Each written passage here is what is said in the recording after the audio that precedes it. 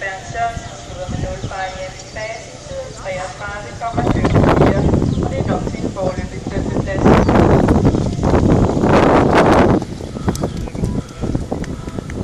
Så har vi en meddelelse til alle kampister på stedet. Man skal betale for at bruge strøm. Derfor skal man sætte sit betalskilt op i vinduet. Er der ikke betalt, kan konsekvenserne være, at strømmen bliver taget. Skilte fra andre stævner virker ikke.